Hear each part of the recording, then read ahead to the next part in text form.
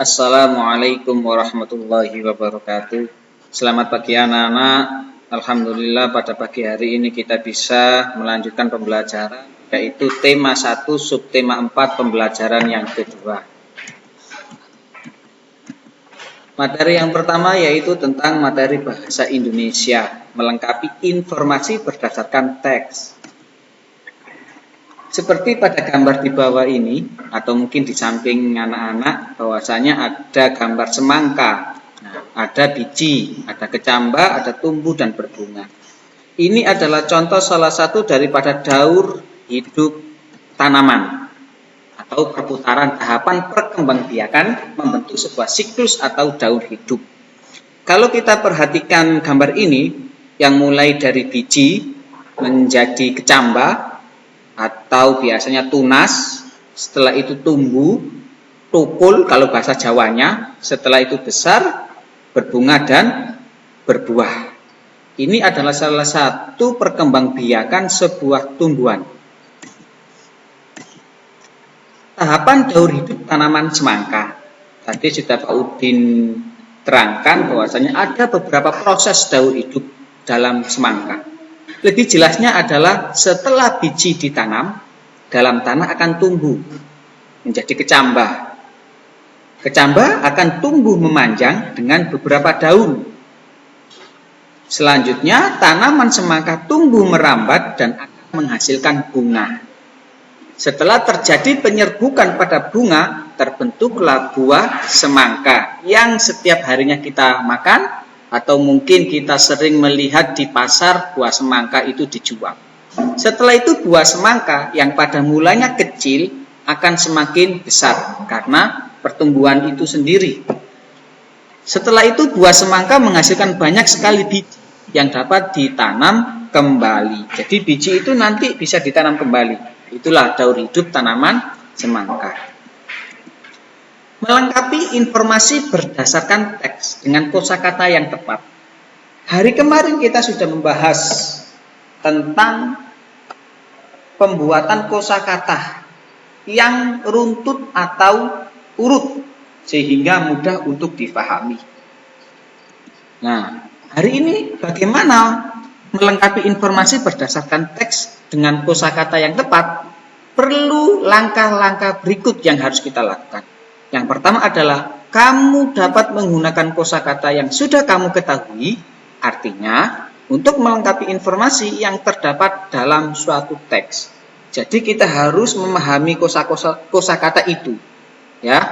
Yang kedua yaitu jika ada kosakata yang belum kamu ketahui, artinya kamu dapat mencari arti kosakata tersebut dalam KBBI, Kamus Besar Bahasa Indonesia.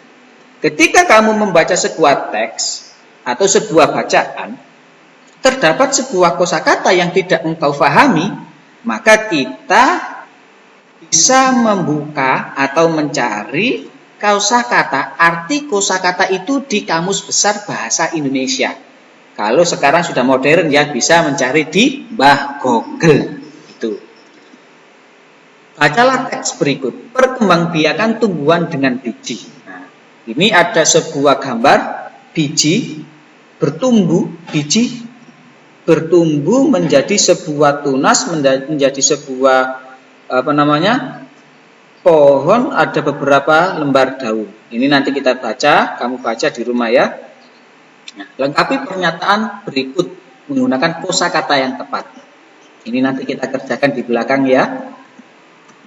Selanjutnya materi yang kedua yaitu PPKN. Kerjasama sebagai wujud sikap bersatu dalam keberagaman. Kemarin tanggal 17 Agustus, Indonesia merayakan kemerdekaannya dengan mengangkat tangan di sebelah kanan, menghormat bendera. Kita bernyanyi bersama. Itu adalah salah satu hasil daripada bersatu. Semuanya kita kemarin berbahagia ya. Nah, makna bersatu dalam keberagaman. Apa arti bersatu dalam perbedaan itu? Kita melihat gambar di sini ada Meli, ada Udin, ada Beni, ada Dayu, Lani, Siti, dan Edo. Mereka ini berbeda, tapi satu. Ingat, keberagaman merupakan bagian dari kehidupan kita. Ketika kita hidup di masyarakat, kita pasti akan melihat perbedaan yang ada. Contoh kalau di gambar ini, Udin memakai kacamata. Edo warnanya hitam. Dayu kulitnya kecoklat, sawo coklat. Sedangkan Lani seperti seperti Cina. Tapi mereka ini menyatu, bersatu dalam keberagaman. Karena tidak saling mengolok-olok, karena tidak saling membenci. Bersatu dalam keberagaman artinya hidup rukun dan saling menghargai perbedaan. Ketika Udin yang beragama Islam menunaikan sholat, Lani yang beragama Konghucu tidak mengganggu Udin untuk beribadah. Begitu juga Udin menghargai Lani ketika Lani melakukan ibadah di tempat ibadahnya. Salah satu wujud jika bersatu dalam keberagaman adalah melakukan kerjasama. Kerjasama yang bersifat baik. Tidak boleh kerjasama yang bersifat buruk atau jelek. Manusia adalah makhluk sosial. Apa itu makhluk sosial? Manusia tidak dapat hidup sendiri. Untuk mencapai tujuan, manusia memerlukan kerjasama. Arti dari makhluk sosial itu adalah manusia itu tidak bisa hidup sendiri. Manusia saling membutuhkan.